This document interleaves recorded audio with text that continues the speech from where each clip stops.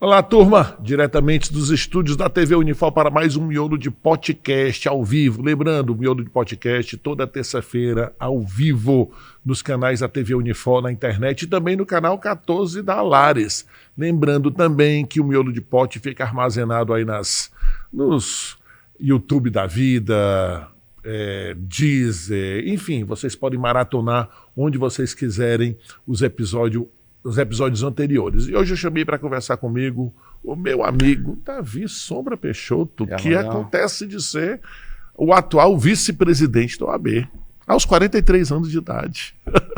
44, fiz agora. Que dia? 4 de abril. 4 de abril. O Davi, que é egresso aqui da Unifor, né, Davi? Sim, com muita honra. Honra de estar aqui ao seu lado, meu amigo. Nós somos amigos aí de longa data. E uma honra também de voltar aqui à Unifor, onde eu tive a oportunidade de fazer toda a minha graduação a partir do segundo semestre. Que o primeiro semestre eu fiz na Universidade Estadual do Rio Grande do Norte. Passei lá e aí transferi para cá depois de 6 meses. Mas por que no Rio Grande do Norte? Eu fiz a UFC aqui, fiquei em 10º colocado dos classificáveis, né? E aí fiz no Rio Grande do Norte, que lá tem uma faculdade que é em Mossoró. Pertinho, né? Eu fui pela aproximação. Foi o único estado que eu fiz fora. E tive a honra de passar uma universidade muito boa. Fiz grandes amigos e foi muito bom para mim ter morado assim 6 meses fora. E por que tu escolheu direito? A família, né? Família. Meu pai era advogado. Lá em casa somos 3 irmãos. Os 3 fizeram direito e os 3 fizeram aqui na Unifor. Quem são? Tu é o mais novo, não? Eu sou do meio. O João Paulo, que é meu sócio no escritório. João Paulo. E a Juliana, que é a mais nova, que é a procuradora do trabalho aqui no Ceará. Todos 3 eram uniforme. O papai era advogado, a minha mãe era assistente social e teve uma influência muito forte da família. Mas tu fez direito por quê? Por causa do teu pai ou do teu irmão? Não, por causa do papai. A diferença minha do meu irmão é só de 1 ano. Então a minha referência mesmo foi o meu pai, que era advogado, depois ele passou no concurso do Banco do Brasil e a gente colava no papai. Ele tinha um sítiozinho aqui em Pacuti e aí sempre quando ele ia, a gente ia pra lá, levava os amigos, aí acho que influencia. Mas quando tu fez faculdade, teu pai já era advogado ou já era funcionário do Banco do Brasil? Já, papai era advogado do Banco do Brasil. Ele já era advogado do Banco do Brasil. Do Banco do Brasil. E tinha um pequeno escritório de advocacia, que foi onde eu comecei a minha vida, digamos assim, profissional. Entrei lá como estagiário, tinha um sócio dele, Dr. Gleitz, que foi também um segundo pai para mim, me ajudou muito, me orientou muito. E aí eu tive essa sorte de ter um pai advogado, e o segundo pai também. Enfim, foi fácil escolher o direito, né? Foi muito fácil. Mas tu nunca teve dúvida? Nunca tive dúvida. E eu sempre quis advogar, mano. E essa é a segunda pergunta. Nunca pensou em concurso público? Nunca fiz. Eu acho que eu nunca nem fiz. O concurso que eu fiz foi para estágio da Caixa Econômica Federal. Hoje eu me encontrei com o seu grande amigo Bruno Queiroz, comentei com ele o quanto eu era grato também à Caixa Econômica Federal, que é uma grande escola. E é a prova da OAB, pronto. É a prova da OAB. Então quer dizer que foi muito claro que tu seria advogado. Eu, desde o meu primeiro dia de faculdade, eu já sabia que eu queria advogar. Isso me ajudou muito. Porque toda a minha graduação... Tu estudou onde aqui? Minha vida toda no Colégio Cearense. Que é o Colégio Marista, né? Eu sou marista também. É? Tu pegou o Nelson Campos ainda? Não, na verdade eu não estudei no Cearense. Na verdade é o seguinte, meu pai é do Aracati. Certo. E meu pai é aluno do Marista, do Aracati, entendendo? E como ele passou no concurso da Polícia Federal, onde a gente viajava, ele sempre procurava um colégio marista para a gente estudar. Porque ele tinha as boas referências do colégio marista de Aracati. Então eu estudei no colégio marista de João Pessoa, marista de Salvador, marista de Brasília. Tá entendendo? Basicamente eu fui aluno marista, mas não estudei aqui no Cearense. Mas isso mostra a sua personalidade, porque o colégio marista formava um cidadão, né? Então... Seu irmão também, né? Lá em casa todo mundo foi. Aí quando a gente veio morar aqui em Fortaleza, o cearense já estava numa certa... Acho que o cearense ter ficado ali no centro foi muito ruim para eles. Sim, e eles não tinham foco no resultado do vestibular, era mesmo só formar um cidadão. E outros colégios começaram a ter mais destaque, por ênfase na aprovação, né, do vestibular. As minhas irmãs, quando vieram para cá, acabaram de estudar no Batista. Excelente colégio também. E católico também. Católico também, tudo mais e tal. Então é aluno marista. Eu disputava aquelas Olimpíadas maristas. Sim, bom, né? Tu jogava o quê? Cara, eu jogava tudo. Por isso que eu tava dizendo assim. Basquete. Cara, chegava aquela Olimpíada, aquela semana marista, eu jogava de tudo. Desde corrida, atletismo, vôlei, basquete, futebol. Eu jogava as Olimpíadas Marinhas. Uma vez, em Brasília, nós conseguimos o Colégio Marista de Brasília conseguiu um convite para disputar uma Olimpíada Marista lá em Belém. Nós saímos de Brasília até Belém, de ônibus, 4 ônibus da delegação de Brasília e tudo mais. Era muito massa aquelas... Era bom demais. E tu jogava o quê? Eu jogava handball, comecei jogando no gol de handball, que é um esporte que nem é tão popular assim, né? Engraçado, é muito popular na escola, né? Depois né? E aí depois joguei futebol, joguei vôlei também, mas... tu tem 1,90 m, né? Era para ter se aproveitado mais da altura, não? Pois era. No vôlei, no Cearense, tinha um professor chamado, acho que era Marcelo, que era um bom professor, mas você tinha que treinar no BNB Clube, ali na Santos Dumont. Porque o professor também era lá do BNB. O Gurgel já também. Ficava o Gurgel, o Adriano. Aliás, minha irmã jogava vôlei no Batista e jogava no BNB. E o Gurgel tentava forçar de todas as maneiras que ela mudasse para o Cearense, porque tinha essa dobradinha, né? Tinha essa dobradinha. E para mim, o BNB ficava longe lá de casa, que a gente morava ali no bairro de Fátima, por trás da igreja de Fátima, ficava longe. Bom, aí tu sempre foi aluno marista? Sempre fui aluno da alfabetização até o 3º ano. Até o 3º ano, vixe Maria. Professora Fabiola, até falei com ela essa semana, caiu no golpe do Pix, né? Agora que tá na moda. Mas graças a Deus ela conseguiu recuperar. Aí me ligou, você vê, né? O mundo dá voltas, né? Foi minha professora da alfabetização e eu pude ajudá-la a resolver um problema. Agora já como advogado. Né? Eu tava falando se tu teve dúvida que eu gostava muito de jogar bola, tá entendendo? Eu gostava de jogar tudo. Tanto é que quando eu comecei a fazer o 3º ano, meu pai me perguntou, meu filho, o que é que você vai fazer? Formado, né?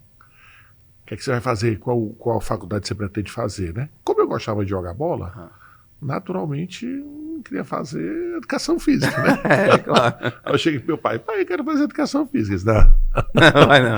Aqui em casa só entra direito, medicina e engenharia. Eu não sei se ele estava falando brincando.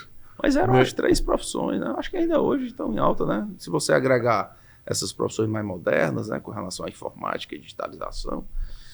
Mas ainda hoje, né? Medicina, direito e engenharia.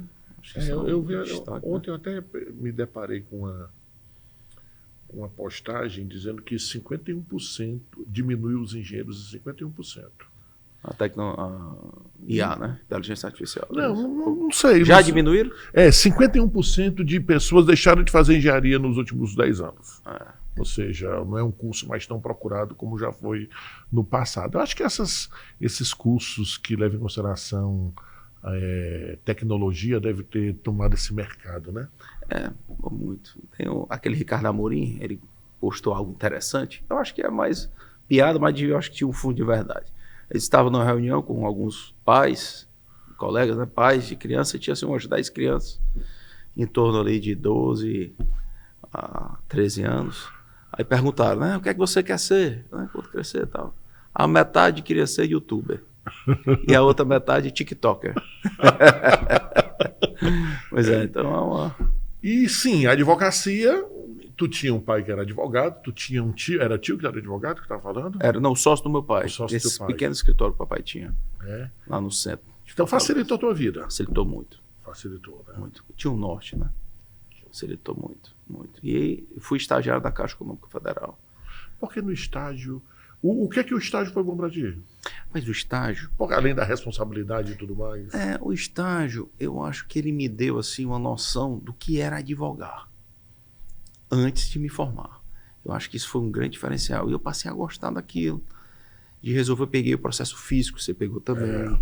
Entendeu? Então eu ia, seja com o meu pai como advogado ou com o advogado da Caixa, eu ia acompanhando eles.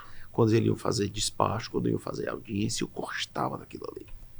Então eu sugiro para todo mundo que esteja na graduação ali a partir do 3º, 4º semestre, que procure um estágio. Procura o estágio porque ele vai te mostrar alguns caminhos. Até para você ter uma convicção de que não gosta daquilo. Pois é, para mim serviu disso também, sabia? Porque na verdade eu estagiei no banco, só que no Bic Banco. Bic Banco. Na verdade eu não só estagiei, como me tornei funcionário do Bic Banco. Foi? Legal. E terminou a faculdade e eu não gostava da matéria. O banco foi muito importante porque me deu a responsabilidade, né? Aquela coisa de chegar disciplina, no né? horário, Disciplina, né? chegar no horário, sair no horário, despachar fisicamente lá Sim. com o juiz, acompanhando os advogados do banco. Isso foi muito importante. Mas a matéria eu achava um saco, eu sempre achei um saco. Eu sempre soube que eu queria ser criminalista, né? E ao mesmo tempo eu estagiava, porque na verdade eu comecei estagiando no banco, me tornei funcionário e como era lei no centro, eu saía para estagiar na Defensoria Pública, na área criminal que eu gostava. Entendi. Né? Então o banco me deu toda a responsabilidade, a disciplina e tudo mais e tal, e a oportunidade até de estagiar lá na área onde eu queria, tá entendendo? Entendi. Tanto é que assim que eu me formei, eu pedi demissão do banco. Foi. O Franciedo era advogado do banco? O Franciedo era meu chefe. É? Né? O Franciedo era meu chefe. Meu amigo. Tá advogando ainda? Tá advogando, Tá, né? um grande advogado. Franciedo, quando eu cheguei no Big Bank, porque eu cheguei no Big Bank para funcionar, para trabalhar em tudo que é setor, né? Eu trabalhei no setor de cobrança, abertura de conta corrente. Cara, eu era estagiário na época do Plano Collor. Eita. Quando tem aquela negócio de congelar os 50 mil e não sei, eu nem lembro quanto é que era. Cara, era um terror. Eu recebendo gente com a galera com dinheiro. Gente com depressão, foi um caos ali. Eu me lembro disso aí. Confusão, mó do mundo e não sei o que e tal. E eu passei aquela época como estagiário, depois me tornei funcionário e no finalzinho, 2 anos para o setor jurídico. E quando eu cheguei, o Francildo já era o chefe e continua durante muito tempo, né? Ele está advogando faz tempo que não vejo. Advogo, acho que em causas pontuais ali, é um grande advogado, né? Um cara experiente, vivido. Agora tu falou aí, Armando, o estágio na defensoria é muito bom, né? Porque aqui eu estagiei também na defensoria, mas nos últimos semestres, você faz... Não, acho que a Unifor ainda tem isso, né? Tem. Ok, são 2 módulos que você fazia e eu fiz até com o Gustavo Queiroz, um grande amigo meu. Era em dupla, e aí você fazia o atendimento da população. Né? Tu se formou em 2003. Cara, tu se formou quando a versão atual do EPJ estava sendo implantada. Porque nós sempre tivemos aqui o escritório de prática jurídica, né? Só que ele veio evoluindo. Mas naquele período ali foi que as professoras Ana Paula, João Alves, João Neto, que é professor. João Neto conheço. Começaram a implantar daquela maneira ali, bem organizada, de atendimento. Sistematizada. Hoje em dia, cara, tu não vê como é que é a estrutura aqui. Qualquer dia eu te levo para tu visitar. Tudo informatizado, a gente recebe o atendimento, tudo vai para o sistema, petição é feita, corrigida. Aqui tá invocado. Aquilo é muito bom, né? Para quem... É bom demais. Porque tem gente que não consegue estagiar por alguma razão e de alguma forma consegue ver. Sabe uma pessoa que não conseguiu estagiar porque era empresário? Rogério Feitosa. Sim. O Rogério, ele fez direito por fazer. Tá entendendo? Ele vendia carro. Eu me lembro, ele tinha uma loja ali perto da... Aqui perto da Unifor. Perto da Unifor. Aí ele foi ter contato com o processo aqui, na Universidade de Fortaleza. Aí que ele se encantou, ou seja, aquele pouco de contato que ele teve virou uma chavezinha, eu quero ser advogado. Pois foi um divisor de água também para mim, aquele atendimento ali. Você se sensibiliza ali com o problema. As pessoas têm muito problema, né? Principalmente as pessoas mais carentes. E a área do direito que tu escolheu ou tu foi escolhido? Também, na verdade, Armando, no escritório, quando eu comecei, o escritório tinha poucos processos.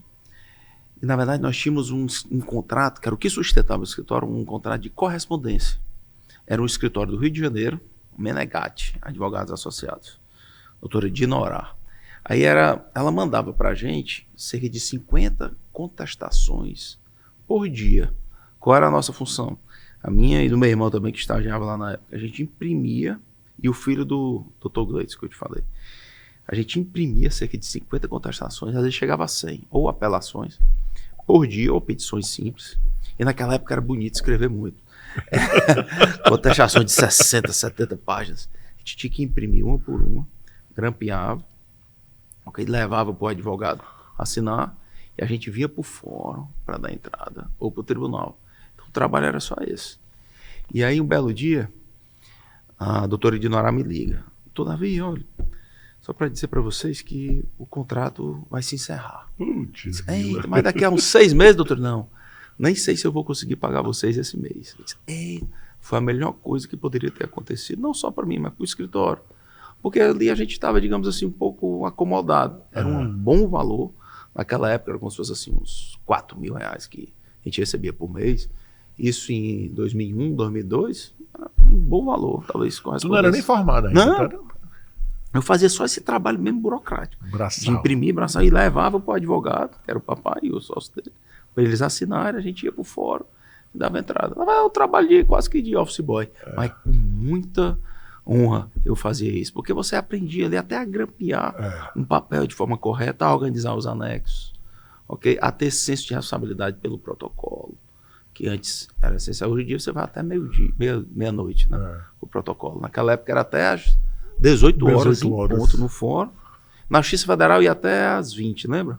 Que tinha um protocolo assim, drive-thru, que você protocolizava até às 20 horas. Eu estava esquecido disso. Você vê, né? São pequenas coisas que eu acho que me ajudaram muito. E aí, quando encerrou esse contrato, a gente teve que ir atrás de mais clientes. E aí eu advoguei na área trabalhista, tinha alguns clientes que eu pegava na área do trabalho, direito do trabalho. Desenvolvi um pouco mais essa advocacia para instituições financeiras, que o meu pai era terceirizado de alguns bancos, Banco do Nordeste, na época, BEC, Banco do Estado do Ceará.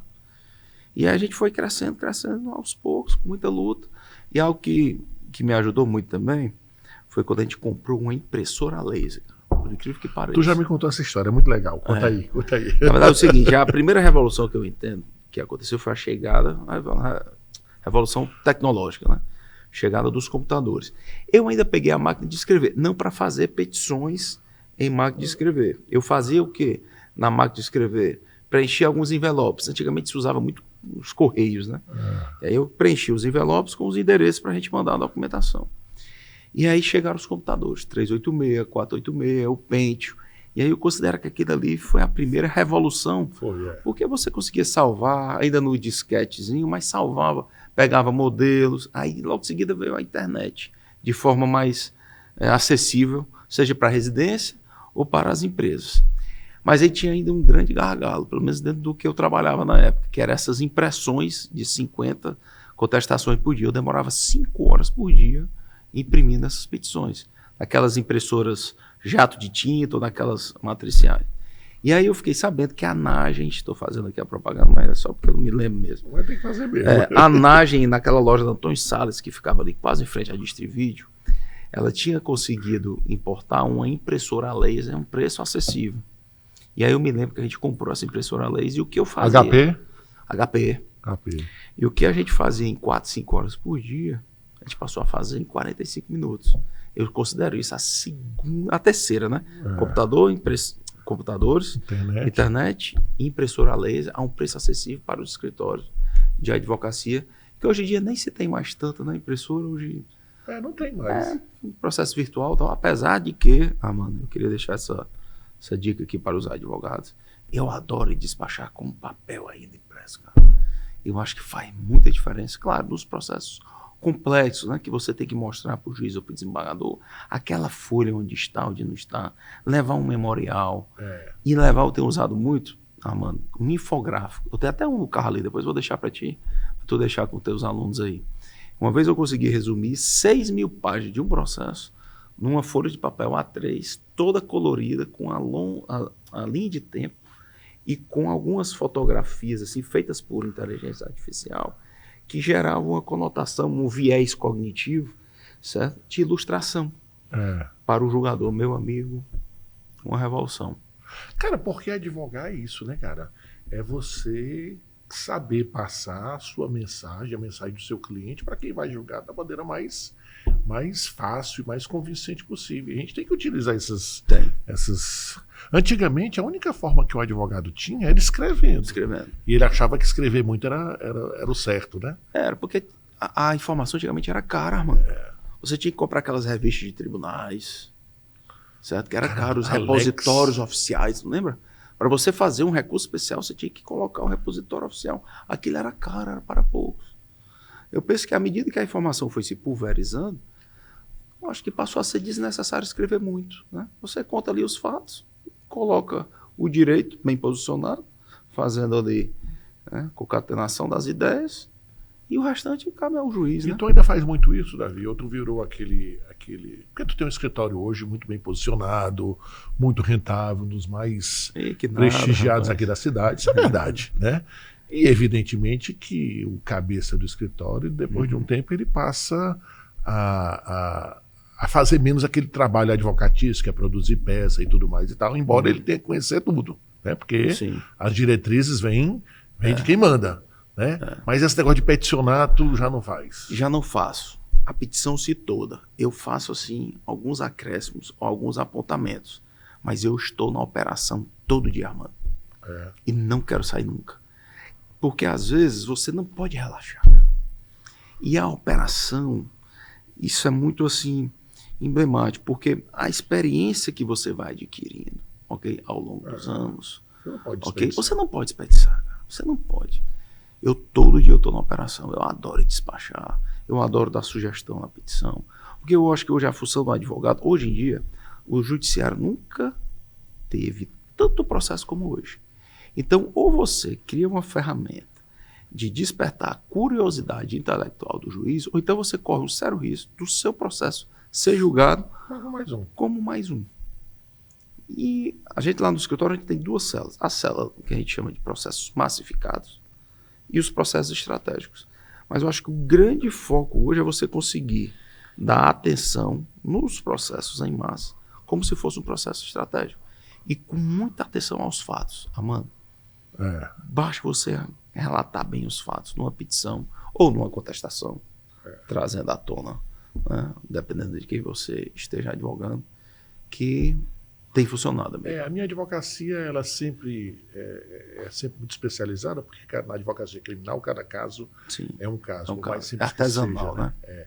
Mas o Adriano, meu irmão, que trabalha para banco e tudo mais e tal, ele também tem essa mesma preocupação sua, né?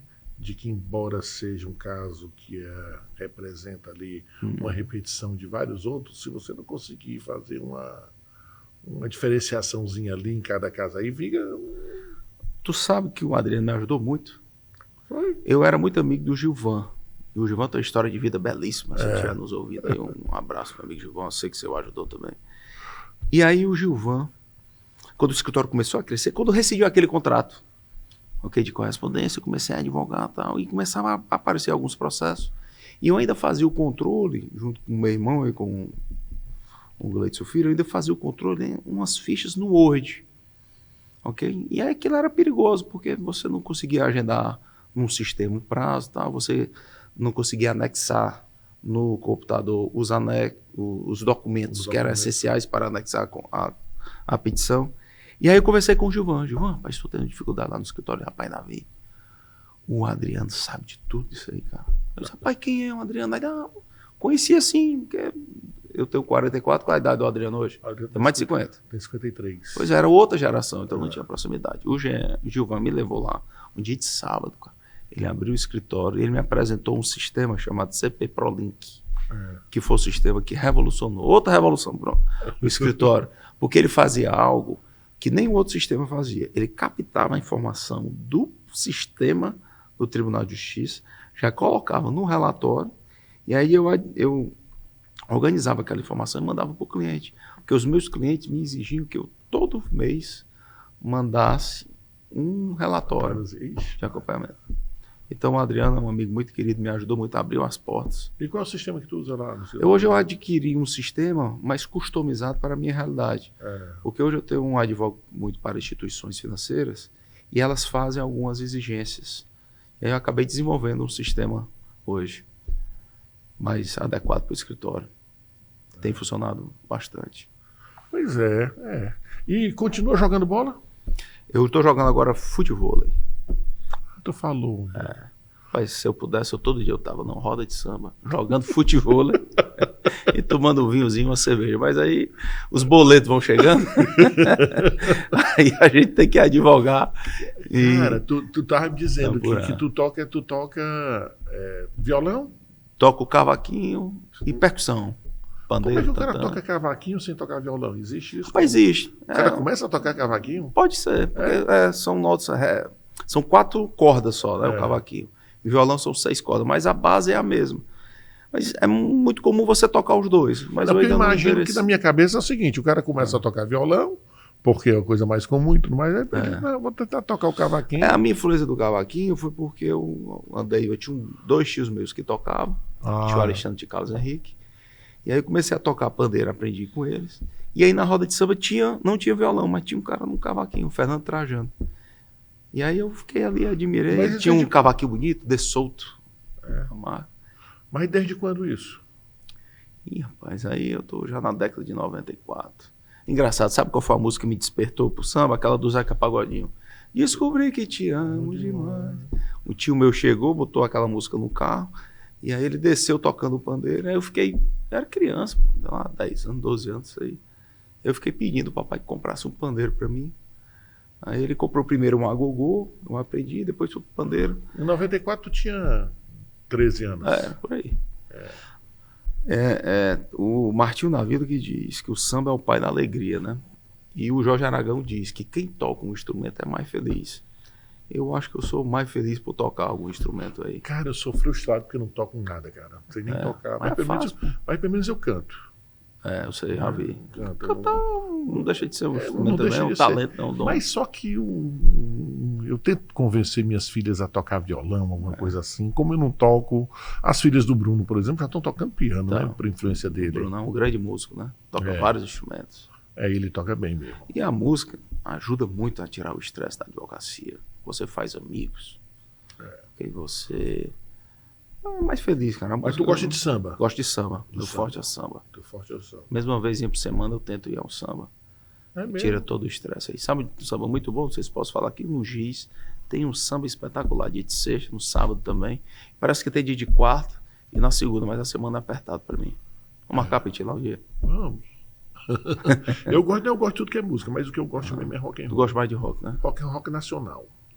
Tá entendendo? Que eu gosto de rock nacional. Agora, quando tu quer ir pro show, tem que ir pra São Paulo, né? Tem pouco show de rock aqui no Ceará, né? Ou tô errado? Não, tem pouco, né? Principalmente internacional, mas aqui, já teve. Tem aqui, não, de vez em quando tem um show bom. Tem até do Capital Inicial, acho que agora no começo de maio e tudo mais. Esse Ceará, esse Guatemi Hall, tu já foi lá? Já. Muito massa o show ali, né, cara? Muito bom. É muito massa um show ali, cara. Muito bom. Ali ficou... Vai ter Paulinho da Viola agora lá, acho que dia 26. Aí tu não perde um show desse? Não. Paulinho da Viola, muito qualquer estambista que vem aqui. Tu conhece o Belinho? Conheço. Torcedor do Fortaleza, né? Fortaleza, vou dar esse desconto, né, pra ele. Mas o cara é bom, né? Não? Bom, cara, tem um repertório bom. Eu gosto muito de um pagode também. E ele é repentista, né, cara? Aquele cara é muito bom. Eu vivo chamando ele pra cá, só que não encaixa a agenda dele. Se bem que ano passado, semestre passado, a gente estava fazendo as quartas-feiras. Ele tinha um samba não sei aonde, toda quarta-feira. Ele tá tocando vários locais aí. Um cara bom, gosto dele. Aí tu toca, e quando é que tu toca, cavaquinho? Todo dia que eu chego em casa? Rapaz, não dá tempo, cara. Queria até tocar mais. Mas em roda de samba, a gente sempre toca. Cara, eu acho que tá faltando ao AB fazer alguma coisa com relação a... Eu conversado com a Cris, a gente pensa em fazer um sarau uma vez por mês, ali no final, na sexta-feira, no final da tarde. Cara, uma das coisas que eu achei mais massa nessa nova saída da OAB foi a praça. Aquela praça é muito massa. Agora eu só acho que ela está sendo subutilizada. Tá entendendo? Porque, sei lá, cara, é para ter mais evento ali. Tá entendendo? Sabe, reunir a advocacia, né? Tipo assim, Semana Santa era para ter uma... Se bem que Semana Santa é mais difícil que todo mundo viaja, mas uma semana anterior fazer... Por exemplo, ainda tem corrida do OAB? Vai ter, vai voltar agora. Passou um tempo sem ter, mas vai voltar. Acho que o nosso amigo Cássio vai fazer agora. Tem até data, acho que é em agosto. Por exemplo, cara, o evento não pode ser só a corrida. Tá entendendo? Não. A corrida. Daí todo mundo corre, fica ali, a família aparece. A pessoa chega lá, as crianças. Tem que ser 5 horas da manhã, que a corrida tem que começar cedo. As pessoas chegam lá 4h30, 5 horas da manhã. Quando dá 6h30, 7 horas, então terminou tudo, não tem nada. Cara, tem que ter uma bandinha tocando ali, pra advocacia se reunir. E aquela praça é sensacional, cara. Sensacional. Dava pra fazer um food truck ali uma vez a cada 2 meses. E com mais de 200 vagas que tem ali, o prédio da UAB. Ou seja, tem onde estacionar todo mundo. Localização Espetacular. Um food truck ali, dia de sexta-feira. Era bom. A cada 3 meses faziam ali. Não é pra galera assim, que chama a galera pra vender e tudo mais e tal. Porque eu acho que, cara, uma das coisas que eu acho muito legal na advocacia, a gente se fortalece quando a gente tá unido. E como é que a gente se une? Se conhecendo. Né? Conversando. Cada um conta a história. Conta história, não sei o que e tal. E nada mais propício a você se conhecer, a fortalecer relações, do que se conhecendo nesses momentos mais descontraídos, não? A gente tem feito muito, viu, Armandão? Eventos nas comissões temáticas da OAB. Não sei se tu já foi não, deve ter sido, né? Na Comissão de Direito Penal. Já. E aí as comissões, a gente costuma aglutinar ali 3 ou 4 comissões e costumeiramente a gente faz alguns eventos. E aí é muito importante, porque você mostra para os colegas qual a área que você atua. Você, às vezes, num pronunciamento que você faz ali num evento, a pessoa, rapaz, ele falou bem. Olha, interessante, ele falou algo que eu tenho curiosidade.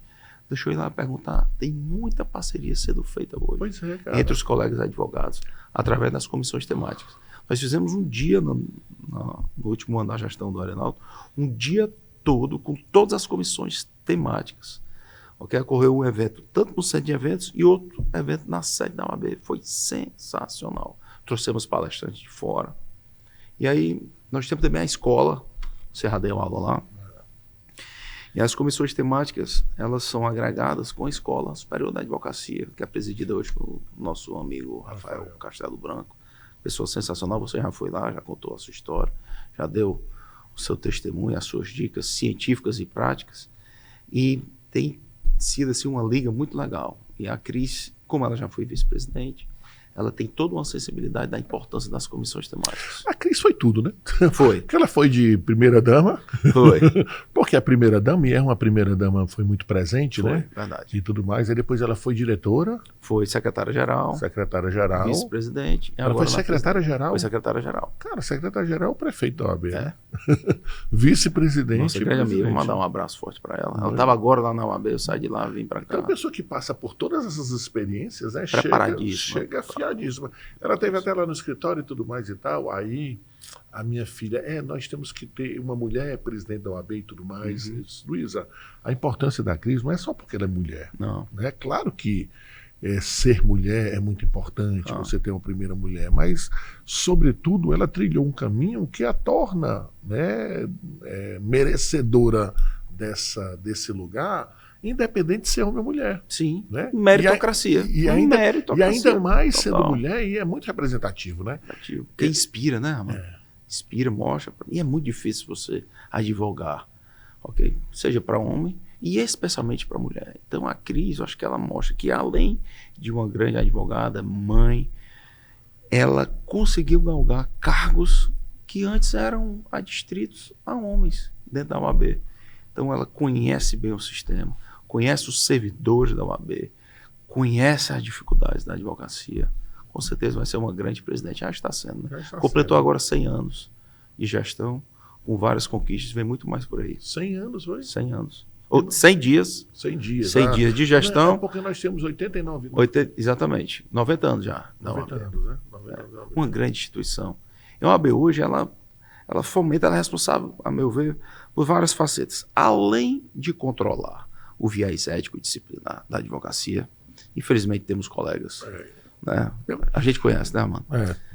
Temos colegas, é função principalmente do Tribunal de Ética, okay? E do Conselho em sede recursal, tutelar o bom desempenho da advocacia, mas a OAB hoje vai muito além disso, né? Seja a escola de advocacia, treinando, municiando os advogados e as advogadas de conhecimento científico, conhecimento acadêmico, as comissões temáticas fomentando o dia a dia, é um braço forte da OAB, seja sob o viés social, mas também de network, okay? De apresentação para a sociedade do que a OAB representa. Eu soube que durante a pandemia a OAB foi essencial a alguns colegas, né? Antes da pandemia, mano, não sei se tu sabe disso, mas a gente acompanhando e com uma boa interlocução com o Tribunal de Justiça, o Tribunal de Justiça digitalizou, antes da pandemia, meses antes da pandemia, já estava em quase 90% do acervo dos processos no estado do Ceará digitalizados. Sabe qual era o percentual de digitalização no Rio Grande do Sul? Era menos de 10%. A advocacia no Rio Grande do Sul é um estado rico. Teve muita dificuldade. E aqui no Ceará, a gente conseguiu proporcionar para a advocacia, através do nosso querido amigo Erinaldo Dantas, mandar um abraço aqui para o meu amigo Erinaldo, que conseguiu fazer uma formatação que ele denominou de Central de Alvará, porque não tinha mais o contato presencial. Os juízes expediam os alvarás e precisava de uma certificação para saber se aquele advogado era realmente o habilitado e legitimado para fazer aquele levantamento. E tudo isso foi feito através da OAB. Então a advocacia sofreu muito na pandemia. Muitos escritórios foram fechados, mas a digitalização e a participação da OAB foi essencial. Mas isso também tem por forma física também. Hoje em dia quase não tem. Hoje em dia quase não tem. Tem algumas garantias ainda. Se, por exemplo, o sistema ficar fora do ar, às vezes o prazo é prorrogado para o dia seguinte, né, com uma prerrogativa da advocacia. Mas alguns atos você pode, às vezes a habeas corpus chega lá, no sistema está fora do ar, ainda tem um meio de você protocolizar no plantão, salvo engano. No plantão acho que ainda tem. Excepcionalmente, em regra é digitalizado. Antigamente, quando eu falo isso aqui, uns 8 anos atrás, você chegava na secretaria, era cercada de estante com papel pendurado. Era. Hoje em dia a gente não vê mais isso, né, cara? Não vê. Mano, tu sabia que o número de processos, eu te disse, né, nunca foi tão grande no Brasil. E tem alguns motivos. É o que a gente chama de supply induce, né? É uma expressão americana que primeiro foi identificada na medicina. Às vezes alguns procedimentos eram feitos por força de uma prescrição médica. E aí na advocacia foi identificado esse fenômeno na Itália. Na Itália, há mais de 20 anos, a população só decresce, diminui. Mas o número de processos só aumenta. E aí foi identificado que é o quê? O número de advogados, ou faculdade de direito, principalmente ali em Roma, aumentando, mais advogado do mercado, o advogado chega mais perto da população, da sociedade como um todo, e, consequentemente, aumenta o número de ações ajuizadas. Todos nós temos. Se tu parar para pensar, tu tem uma açãozinha que tu não ajuizou, que poderia ajuizar. Não tem? Um atraso no voo, sei lá. Tem. Pode olhar, aí você, mesmo sendo advogado, você vai deixando para lá. Olha no Brasil. A população ainda cresce até 2047. E a quantidade de faculdade de direito, acho que nunca teve tanta faculdade como agora. Então, o resultado disso é um grande número de processos na justiça. E aí cabe aos magistrados, né, de primeiro grau, segundo grau, darem vazão a isso. E o número vai aumentar ainda mais.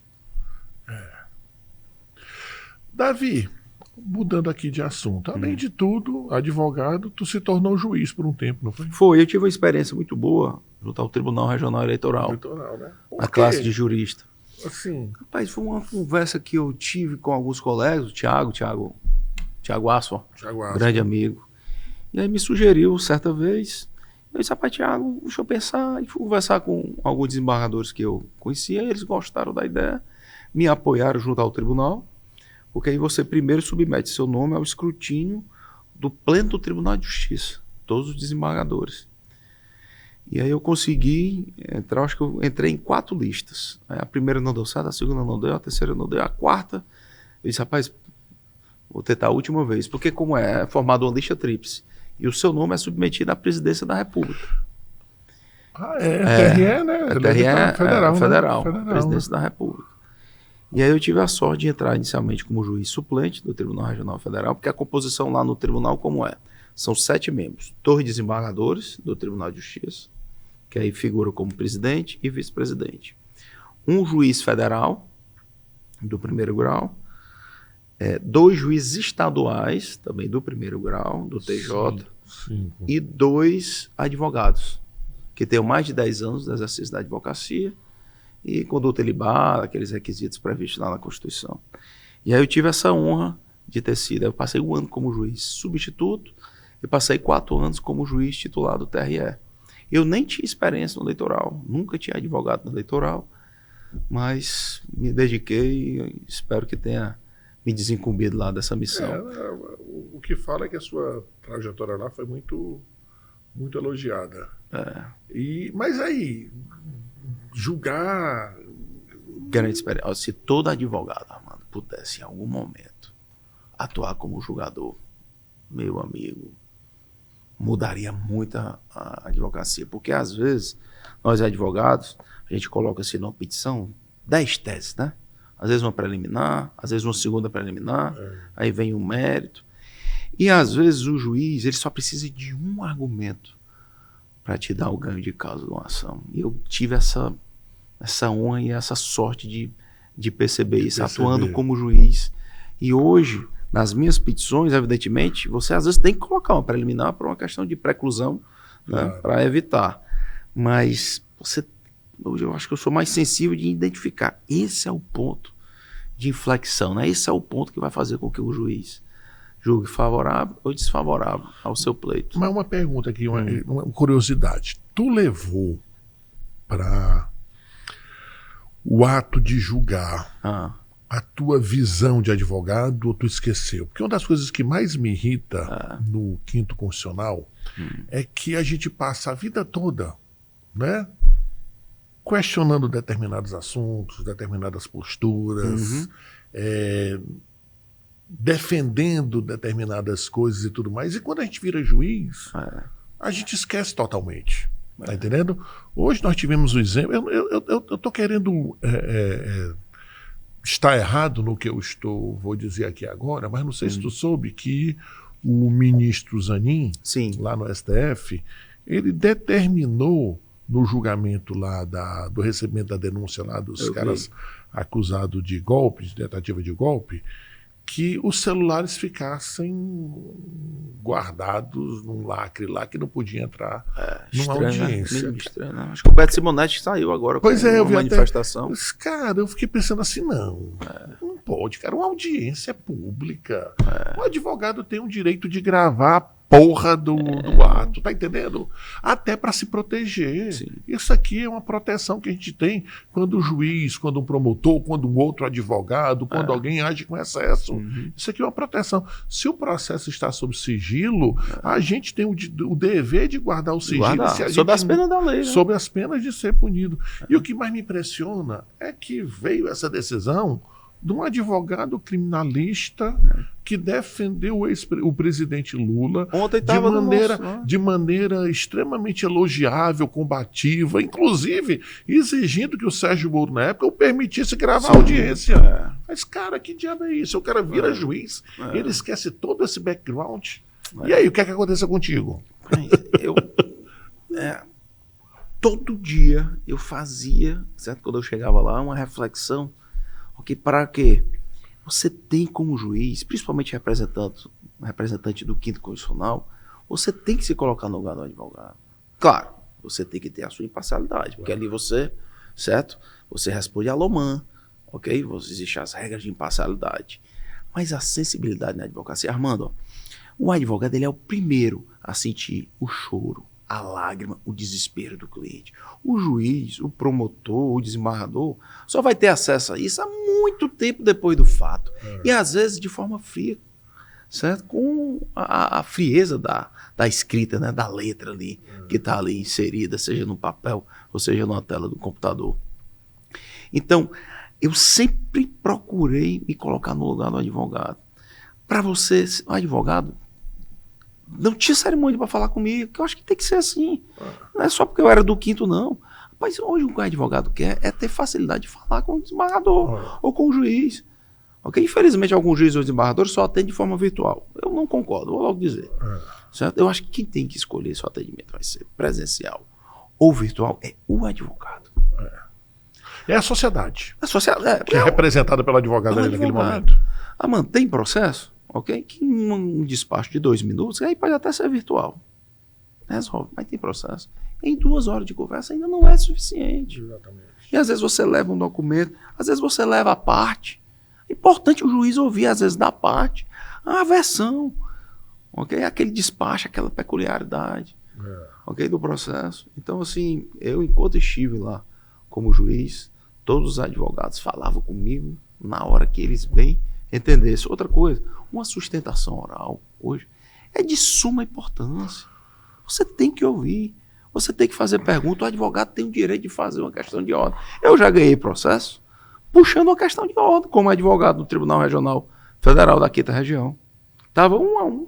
O terceiro jogador do Mar do Lázaro, acho que é Lázaro Guimarães, só ligando o sobrenome dele.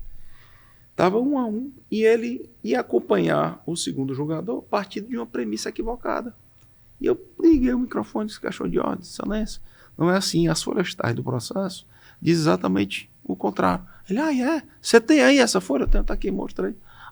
Sendo assim, agradeço a contribuição do advogado, eu acompanho o relator, ganhei o processo por 2-1, que dignificou o meu cliente, você tá entendendo? Então assim, a advocacia, ela contribui, olha, um bom advogado ajuda muito o juiz, ajuda muito o juiz. Então o juiz ele tem que ser próximo do advogado, isso não põe em xeque a imparcialidade dele, não. Alguns juízes têm medo, né? De serem, enfim, mas não pode, é o tipo do medo que é desnecessário, não precisa, acaba sendo uma muleta para o cara não atender, tá entendendo? Graças a Deus, depois de, tu tem quantos anos de formado? 20 anos de advocacia. 21 anos de advocacia, eu já tenho 30, a gente constrói uma relação mais de confiança e tudo mais, né? Porque... Enfim, a gente não fica com chincana. Não. Tá entendendo? É muito importante você olhar com 30 anos de advocacia e você pedir uma audiência com o desembargador e o cara nota que você pode pedir até uma coisa que seja muito ousada. Verdade. Mas que ele sabe que você não vai estar com nenhum tipo de subterfúgio, não sei o que e tal, né? E isso você faz no dia a dia. Você não constrói 30 anos de boa relação num dia, né? Se você vacilou algumas vezes nesses 30 anos, seu nome fica marcado. Armando, outra experiência que eu tive lá no TRF. Nós, advogados, a gente costuma, nos nossos momentos, né, informais, ou até dentro do escritório, falar muito de juízes, né, de promotores, não é assim? De desembargadores. Eles falam bem mais da gente. Bem mais. Meu amigo, hoje é um Big Brother. Todo mundo sabe de tudo, meu amigo. Então o advogado ele tem que você tem que percorrer um caminho da ética, da retidão. Não tem outro caminho, amigo. Não tem. Não tem. E às vezes você dá um vacilo na vida, aquilo ali te marca. Tem que ser 100%. E hoje com as redes sociais, porque a repercussão é enorme. Então hoje você tem que fazer muita gestão de risco. Cuidado com algumas tentações, algumas propostas que aparecem. Ok? Porque o caminho tem que ser da retidão, amigo. É mais demorado, mas é sustentável. Todo mundo sabe quem é Armando Costa, todo mundo sabe quem é Adriano, todo mundo sabia do seu pai. Você tem um DNA que corre nas veias aí de retidão, de caráter. Okay? Então não tem outro caminho. Como você diz, não tem saída, cara. Não adianta você querer um atalho ali, um atalho acolá e não sei o que e tal. No primeiro momento... Aliás, você pode durante muito tempo ser bem sucedido, até financeiramente, mas a galera vai olhar para você e vai dizer, esse cara está conseguindo as coisas de maneira errada. Outra coisa também que eu aprendi, que juiz, acho que é a base, né? A base da hermenêutica é a equidade. Não é assim? O Maximiliano ensinava para a gente, né? Dá a cada um o que é seu. Juiz nenhum gosta de ver a parte levando vantagem, ou querendo levar vantagem. E o advogado é esse instrumento que você muito bem falou. Então é importante você ser ético em todos os atos que você venha a praticar como advogado. E colocar na petição aquilo que só seja razoável, ok? De ter lealdade perante o juiz. O juiz vai descobrir, cara. O juiz vai descobrir se você está falando. Na verdade, eu achei interessante, quando eu estava lá, no TRE, chegou um advogado minutos antes da sessão. Eu não era o relator, eu tinha acabado de assumir no TRE.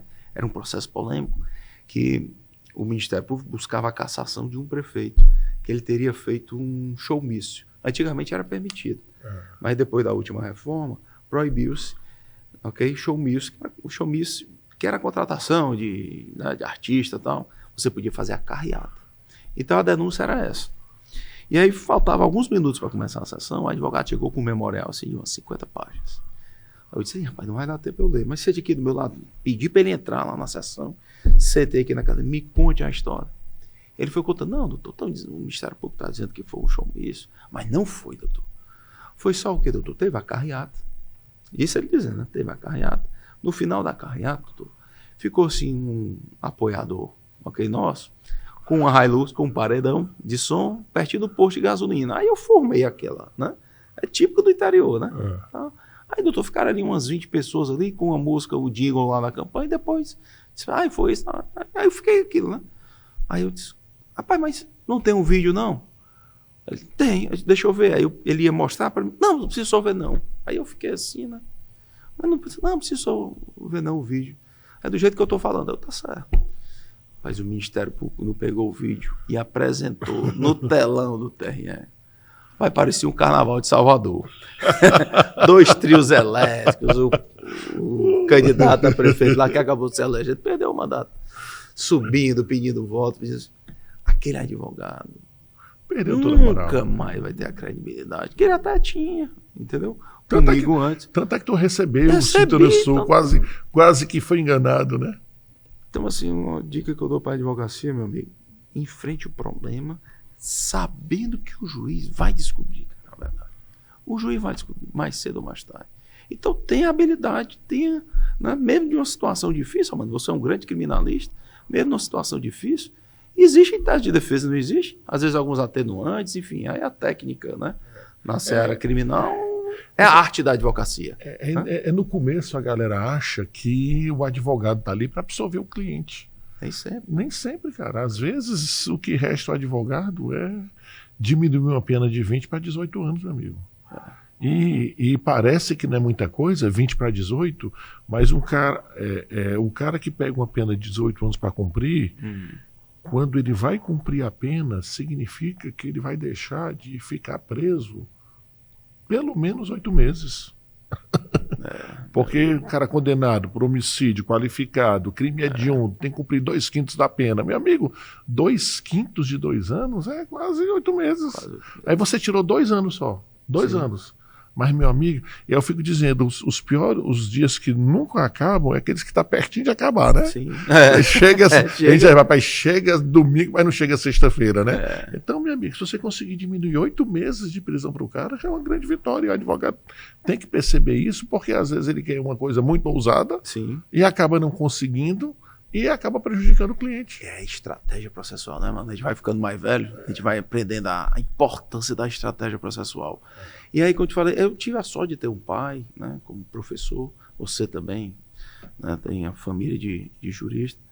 E quem não tem? Aí uma dica que eu dou outra aqui, Armandão, procure os professores da graduação. Você ser aluno do Armando Costa, isso é uma virtude muito grande. Cole no Armando, faça com que ele lhe conheça, porque ele é que vai lhe orientar. Vá para cá, vá para ali, faça isso, faça um mestrado assim. Olha, universidade tal, como aqui é a Unifol, os inúmeros cursos de mestrado que a Unifol tem, as pós-graduações aqui, que são inclusive customizadas para a prática, né? Para a efetiva, né? Exercício da advocacia naquela área de atuação. Então, assim, é muito importante você colar. Às vezes tem aluno que quer entrar na sala de aula, fica caladinho lá atrás, não pergunta, não fala, não faz um comentário, não perca. É um tempo que não volta mais. Você tem que mostrar ao que veio desde o primeiro momento, né? Sim. Se interessar. Eu fico dizendo para os alunos, pessoal, os momentos mais importantes da faculdade são aqueles que você passa em sala de aula aprendendo. Mas eles não são os melhores, não. Os melhores são aqueles que você passa com seus amigos no final de semana, curtindo, formando aquele networking. Porque, às vezes, é um cara que nunca fez uma cadeira com você, mas você conheceu, aí criou uma energia, uma sinergia, vocês se tornam sócios. Não é isso? Isso. Né? Então, cara, quantos colegas, a tua sociedade se formou aqui? Sim. Né? Quantas sociedades não se formam, às vezes, não necessariamente a pessoa está na mesma sala de aula, porque se conheceram no outro canto, no churrasco. Então aproveite todos os momentos da faculdade. É uma grande lição, meu amigo, que você está falando. Eu queria te registrar aqui um evento que eu vim aqui pelo lançamento do livro do Márcio Vitor. Um abraço aqui, professor Márcio Vitor, um grande colega, professor da casa. E aí me chamou a atenção, Armando, que na hora da tua fala, tu falou o nome de todos os teus alunos, cara, que estavam ali naquele evento. E assim ainda deu alguma peculiaridadezinha, dizendo o que era um fazia, o outro tal. Queria te elogiar e você fazer essa Cara, menção que aquilo me impressionou. A gente não se encontra muito, mas aquilo foi é- marcante para mim. Mas aquilo ali aconteceu por quê? Porque aqueles alunos são marcantes. Tá entendendo? A gente participava de um projeto, eu tenho um projeto aqui, que é o projeto do meu primeiro júri, onde eu levo os alunos para atuar num processo real comigo, tá entendendo? Ou seja, aí a gente discute o processo, traça a estratégia, eu confio neles a leitura do processo. Era um processo de 5.000 páginas e tudo mais e tal. Aí você vê que... Que oportunidade, hein, cara? Né, e a galera que se empolga com isso, Sim. né? Então, naturalmente, aqueles alunos ficam próximos da gente e a gente consegue reconhecer as virtudes, a determinação, os defeitos também, até para dar umas dicas e tudo mais. Eu já tive essa oportunidade de um colega, até não sei se tu conhece o Timóteo, que ele é do TED. Né? Sei quem é, demais, meu amigo. Timóteo. O Timóteo atuar num processo de muita repercussão e ele me chamou para fazer o júri e eu chamei os alunos. Pessoal, isso aqui é um processo legal. muito importante, mas eles ficaram empolgadíssimos. E é isso que marca na faculdade, né? Meu amigo, você deve Tem aluno ter- que nem foi meu aluno. Não Sim, foi meu aluno. mas participou do projeto, Mas participa do projeto, né? E essa é uma obrigação que a gente tem, né? Como professor, mais ainda. Mas nós, advogados, mesmo não sendo professores, a gente também é responsável por isso, tá entendendo? Não precisa o cara colar num professor. Colar no advogado. Cola Que já tem advogado. O teu pai era professor? Não, era não. Mas Pois era. é. E não deve Ela ter... foi professor de técnicas bancárias, mas de direito não. Mas, ele foi professor sim, da prática para várias outras pessoas, não foi só para você. Para você principalmente, né? Mas claro que outras pessoas que conseguiram extrair dele toda a experiência, porque teu pai era uma pessoa, né? tá agradável, o cara foi do Banco do Brasil, uma grande escola. Voltando à importância do estágio, você me fez lembrar aqui da importância do estagiário colar no advogado. Né? Um estagiário. Hoje lá no escritório, ok? Muitos dos meus sócios foram meus estagiários. Ok? Então, assim, o estágio é um momento assim, ímpar e em comunhão com a graduação, né? Então, você fazer uma boa graduação com um bom estágio.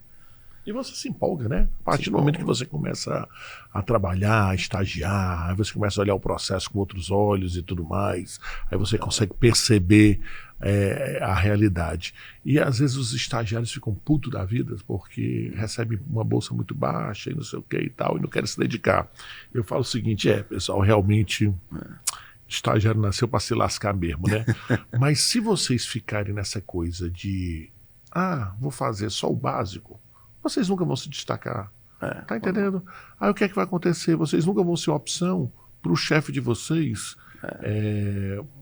considerar vocês para outras coisas, tá entendendo? Eu lembro que eu fazia isso, cara, lá no setor de conta corrente do Big Banco. Setor de compensação, que a gente tinha que somar os cheques, tinha que somar os cheques numa...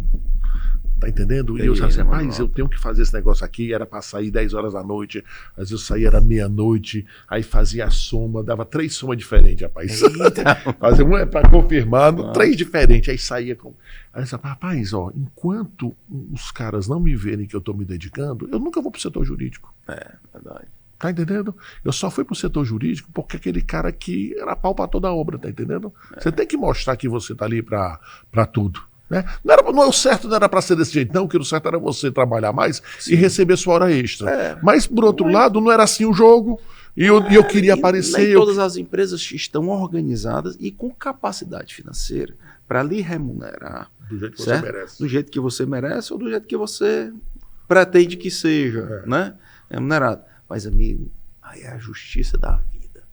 Mais cedo ou mais tarde ela vem. Mano. Mais cedo ou mais tarde ela vem.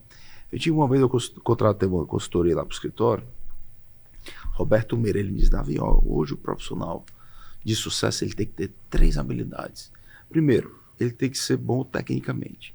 Ele tem que saber fazer uma petição, tem que saber fazer uma pesquisa, ele tem que saber, entrar no sistema para fazer o protocolo. Tem que saber advogar. Tem que saber advogar, Pronto. Ele tem que ter um bom relacionamento com o público interno, ok? Com o chefe, com a pessoa que serve o cafezinho, ok? Com o par, né, do hierárquico, com o superior, ok? De um outro setor que às vezes você certo? Se relaciona de forma tangencial, ok? Ele tem que ser, ok, ali, bom ali internamente. E, por último, ele tem que ter uma habilidade com o público externo, que, em regra, é o cliente. O cliente liga para você, você tem que atender bem, você tem que dar um retorno. O cara quer, às vezes, um retorno pelo WhatsApp ou quer por e-mail, ok? E aí ele me falou algo, diz, Davi, é difícil, às vezes, você ser bom nessas três competências, né?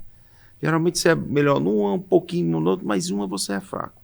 Se você tiver de ser fraco em alguma delas, que seja no técnico. Você hoje em dia não tem direito de ser, dentro de um ambiente corporativo, ruim na capacidade de relacionamento interno e muito menos que o externo, porque em regra que é quem paga. Quem vai Se você for bom nesses dois, certo? Eles vão te ensinar a técnica. Verdade. Entendeu? Eles vão te ensinar a técnica. Então, assim, é importante você ter essa capacidade de se adaptar, né? É porque, no final das contas, aprender a técnica é o mais fácil. É o mais fácil. É o mais fácil. É o mais fácil. Você aprende em 5 anos. Aprende. Até menos. Até Agora, menos. aprender a se relacionar, meu amigo, tá entendendo? Se você não... Não é que seja difícil, né, cara? Mas precisa ser uma coisa que você tem que exercitar todo dia. Exercitar todo dia, respeitar as diferenças. Não, você tem que respeitar as diferenças. Porque hoje o mundo é muito plural, muito diversificado. Então você tem que se adaptar àquilo ali.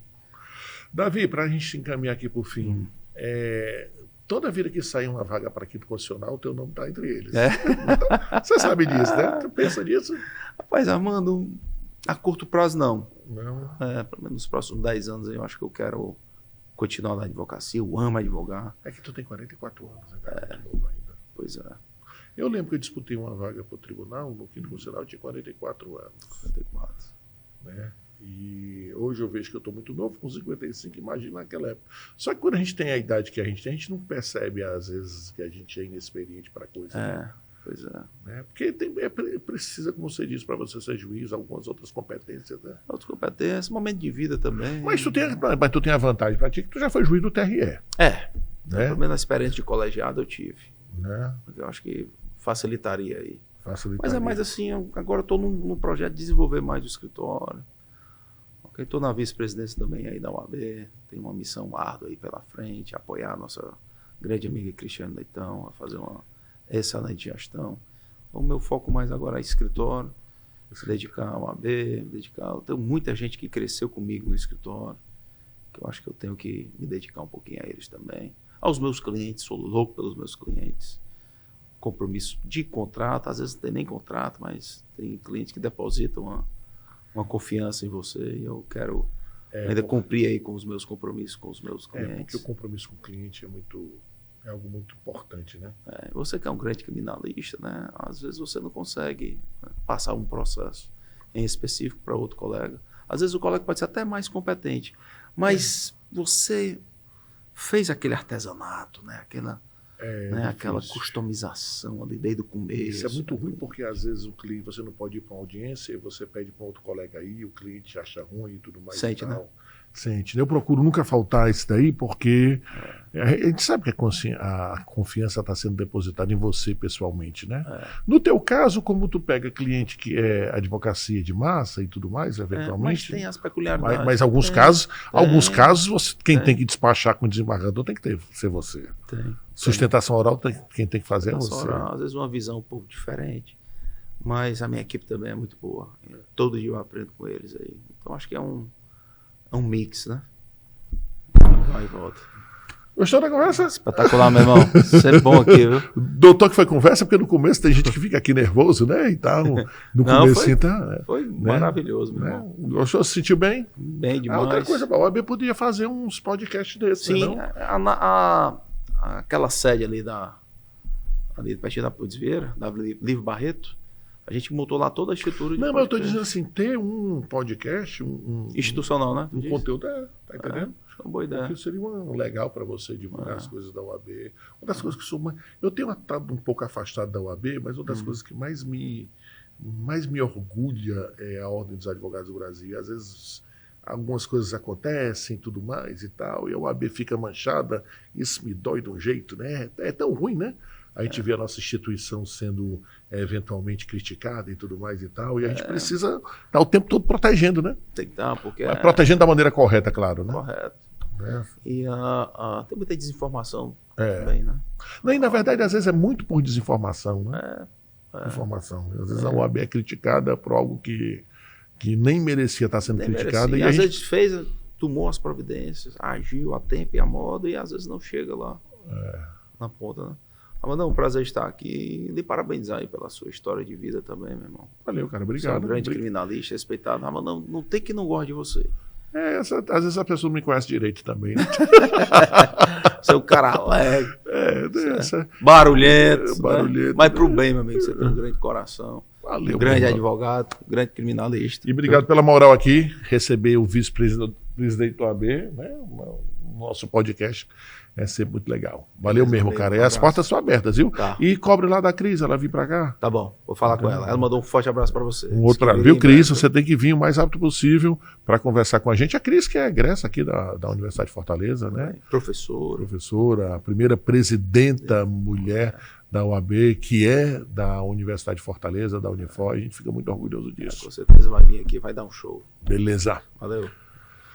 Pois é, pessoal, terminamos mais um miolo de podcast direto aqui dos estúdios da TV Unifor, localizado no campus mais lindo do Brasil, que é o campus da Universidade de Fortaleza, o campus da Unifor. Lembrando, miolo de podcast toda terça-feira ao vivo nos canais da TV Unifor aí na internet, canal 14 da Lares, e fica aí armazenado no YouTube, nas plataformas de áudio e vídeo para vocês maratonarem quando quiser. E semana que vem a gente volta com mais um convidado fino, elegante, sincero para um bate-papo legal. Beleza? Fortalece aí, até a próxima.